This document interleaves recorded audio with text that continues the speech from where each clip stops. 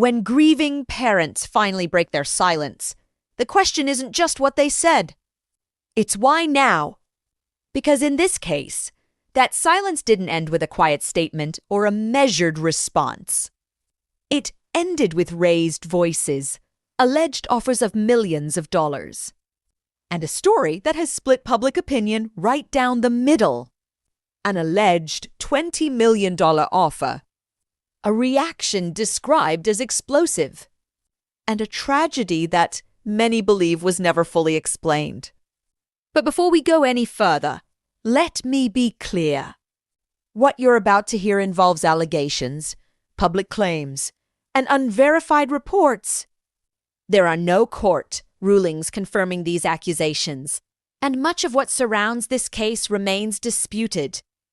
Now, if you value careful analysis over clickbait, if you believe true crime should ask hard questions without rushing to judgment, take a moment to like this video. Share it with someone who follows this case. Subscribe to the channel for in-depth true crime analysis. And comment below with your thoughts on this story so far and let me know where you're watching from. Because this case isn't just about money. It's about silence, pressure, and what happens when unanswered questions refuse to stay buried. Let's start at the beginning. To understand why this story refuses to go away, we need to step back and look at the broader context because without it, none of what follows makes sense. Charlie Kirk was not a private individual. He was a nationally recognized political figure, a public speaker, and the face of a powerful organization with deep financial backing and cultural influence. His work placed him constantly in the public eye, admired by supporters and fiercely criticized by opponents. Then came the tragedy. Charlie Kirk was killed in what was officially described as a targeted public assassination and event that shocked the country and immediately drew national attention. News coverage was intense, social media erupted, and speculation spread rapidly. In cases like this, a familiar pattern usually follows. Families demand answers. Organizations issue statements. The public waits for clarity. But here, something felt different. Charlie's parents, who had just lost their son in one of the most public ways imaginable, did not give interviews. They did not hold press conferences. They did not publicly call for justice or accountability. Instead, they remained almost completely silent. At first, most people understood. Grief is deeply personal, and privacy can be a form of survival after unimaginable loss. But as weeks turned into months, that silence became harder for the public to ignore, especially as others around the case continued speaking, fundraising, and shaping the narrative. That growing contrast between a loud public conversation and a quiet family became the foundation for everything that followed. And it's at this point where questions began to replace sympathy. Not accusations. Not conclusions. Just questions. And those questions would soon collide with rumors of money, influence, and an alleged attempt to make the controversy disappear. As the silence continued, a new and far more explosive claim began circulating online, one that would dramatically escalate public suspicion, according to unverified reports and online allegations. Charlie Kirk's parents were allegedly approached with a $20 million offer. The claim suggests that this offer allegedly connected to Mikey McCoy and Erika was meant to accomplish one thing: silence. To be clear, there is no publicly verified contract, no confirmed bank transfer, and no court documentation proving that such an offer was ever formally made or accepted. What exists instead are secondhand claims, leaked conversations that remain unverified, and speculation amplified through social media and podcast commentary. Still, the sheer size of the alleged amount $20 million was enough to shock the public. Because in true crime, money instantly changes the conversation. People began asking questions like, why would an offer that large even be discussed? Who would benefit from continued silence? And what would need to be protected to justify a number like that? Supporters of the family immediately pushed back, calling the allegation reckless and cruel, arguing that grieving parents were being dragged into a narrative built entirely on rumor. Critics, however, saw it differently. To them, the claim didn't emerge in a vacuum. It appeared after months of unanswered questions, after aggressive monetization tied to Charlie's image, and after repeated refusals to address growing public concern. But again, allegation does not mean fact. At this stage, nothing had been proven. No documents had been authenticated. No independent verification had been provided. And yet, the damage was already done. Because once the idea of money enters a story like this, public trust begins to fracture, and every reaction that follows is viewed through that lens, including what happened next. What happened next is where the story took an emotional turn. According to accounts shared by commentators and individuals close to the situation, Charlie Kirk's parents did not respond to these allegations with carefully worded statements or legal notices. Instead, their reaction was described as angry, loud, and deeply emotional, with some claiming they shouted in response to the suggestion that their son's death could be tied to money or silence. For many viewers, this moment stood out. Not because anger is unusual, but because of how it was interpreted. Supporters of the family saw this reaction as completely human. Two parents, already devastated by loss, now facing public accusations that question their integrity and their love for their son. From that perspective, anger wasn't suspicious, it was inevitable. But critics interpreted it differently. They argued that such a strong response suggested pressure, that the accusation struck a nerve because it touched something sensitive. In true crime spaces, emotional reactions are often dissected frame by frame, stripped of context, and analyzed as potential indicators of guilt or concealment. That kind of analysis, however, is dangerous. Grief does not follow a script. Shock does not look the same on everyone. And anger, especially under public scrutiny, is not evidence of wrongdoing. What this moment really revealed wasn't truth or deception. It revealed how emotion itself becomes evidence in the court of public opinion, even when it shouldn't. And once that line is crossed, every reaction, no matter how human, is treated as suspicious. Which brings us to the next question. Why did so many people find this entire situation questionable in the first place?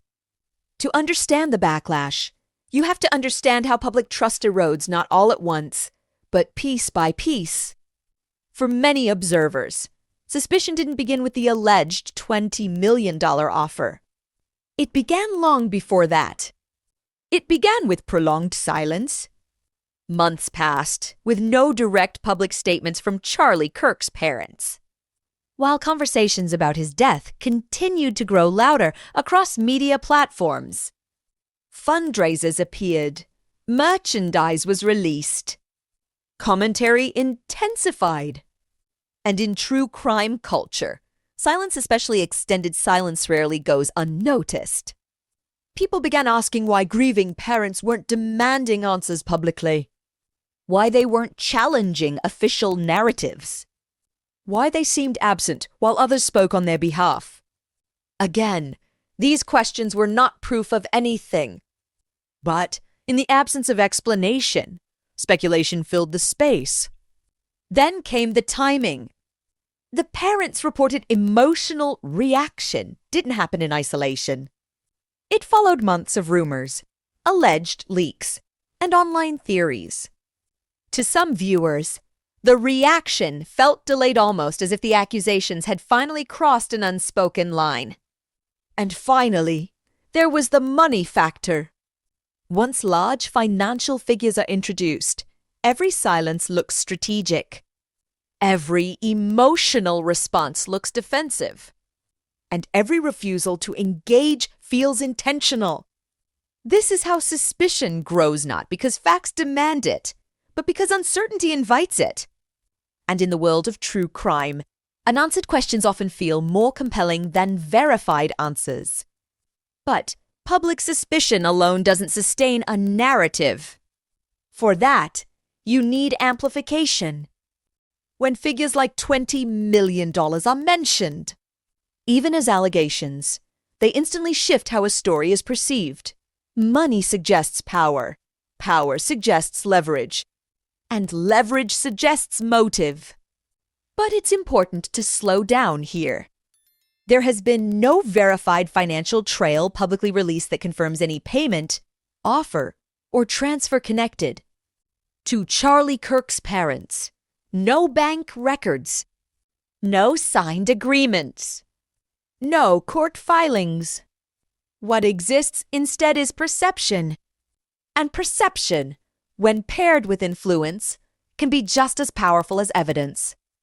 Organizations with large platforms and significant funding often operate behind layers of legal protection. Decisions are filtered through attorneys, advisors, and public relations teams. Silence, in those cases, isn't always about concealment, it's often about control. Control of narrative. Control of exposure. Control of risk. Critics argue that this kind of power imbalance leaves families and the public with little access to truth. Supporters argue that wealth and influence don't equal wrongdoing, they equal resources. Both perspectives can exist at the same time. But in this case, the alleged amount became symbolic. To skeptics, $20 million represented a price tag on silence. To defenders, it was an exaggerated rumor weaponized for outrage. And without verified documentation, neither interpretation can be proven. Still, once money becomes the lens through which a story is viewed, every action that follows is questioned, including how the story spreads in the first place. At this stake, the story stopped being just about the alleged offer or the family's reaction, and became about who was telling the story. Podcasters, commentators, and independent creators began dissecting every detail. Clips were replayed. Quotes were isolated. Emotional reactions were looped and reframed. And in the modern true crime ecosystem, attention is currency. Outrage travels faster than restraint. Suspicion performs better than uncertainty. And narratives that imply hidden truth generate far more engagement than those that admit ambiguity. Some creators framed themselves as truth seekers, arguing they were asking the questions no one else would. Others were accused of exploiting tragedy for clicks, donations, and audience growth. This created a feedback loop. As coverage increased, so did public pressure. As pressure increased, responses became more emotional. And as emotions intensified, content became more extreme. This is where confirmation bias took hold. Viewers who already believed something was being hidden saw every new clip as validation. Viewers who believed the family was being unfairly targeted saw the same clips as harassment. The truth became secondary to narrative alignment.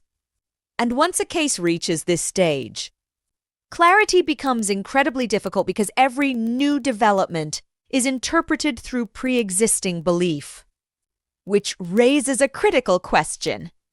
If this story is being shaped as much by reaction as by reality, what explanations are being overlooked?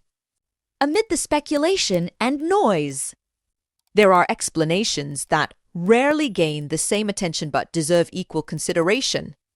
First, legal counsel. In cases involving public figures, families are often advised to remain silent, not because they're hiding something, but because every word can be misinterpreted, weaponized, or taken out of context. Silence can be protection, not evasion. Second, trauma response. Grief doesn't always look like public advocacy.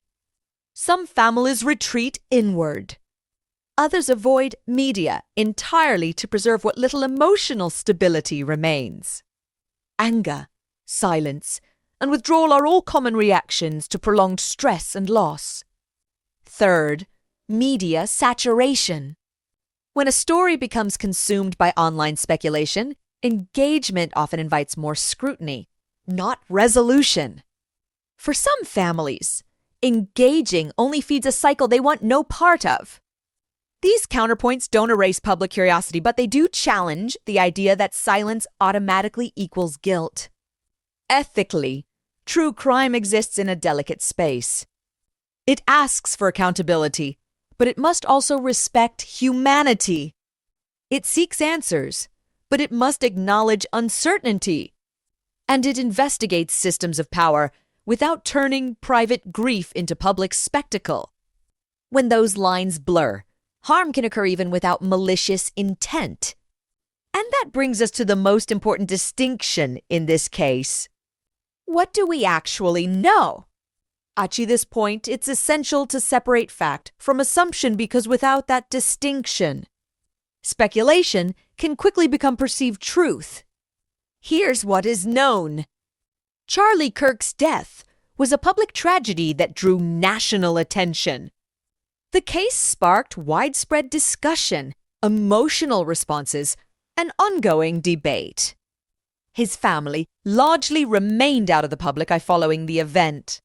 There is also no verified public evidence confirming that Charlie Kirk's parents accepted or were formally offered $20 million in exchange for silence. No authenticated emails. No confirmed bank transfers. No legal filings. Now, here's what remains unverified. Claims of leaked messages. Claims of financial negotiations involving Mikey McCoy and Erika. Claims that silence was incentivized or enforced. These claims continue to circulate, but they remain allegations without independent confirmation. And finally, here's what falls into speculation. Interpreting silence as strategy. Interpreting emotional reactions as admissions. Interpreting financial rumors as motive. Speculation fills gaps, but it does not close cases. This distinction matters because true crime should inform, not convict without trial. Once lines blur, narratives harden, and retractions rarely travel as far as accusations. And yet, despite all of this uncertainty, one truth remains undeniable. The questions haven't been answered. And when questions remain unanswered, stories like this don't disappear. They evolve. This is where the story stands not resolved, not proven, and not dismissed. What remains isn't evidence of a cover-up, but evidence of a vacuum. And vacuums are dangerous. Because when transparency is absent, speculation rushes in to replace it. When answers are delayed, narratives harden. And when emotion collides with influence, truth becomes harder to separate from perception. That doesn't mean the allegations are true. It also doesn't mean they're false. It means this case exists in a gray area, one where silence, money, grief, and power intersect in ways that make people uncomfortable. And discomfort is often where true crime lives. But there is a line between asking hard questions and assigning guilt, between investigation and accusation, between accountability and exploitation. Until verified facts emerge, until documentation replaces rumor, this story remains what it has always been. Unanswered. Not a conviction. Not an exoneration. just a tragedy surrounded by questions that refuse to go away. And the longer those questions remain unanswered, the louder they become. I'm Detective B. If you're fascinated by real life, mysteries, and criminal investigations, tap like, subscribe, and share your opinion in the comments. I'd love to know where you're watching from and what you think about today's case.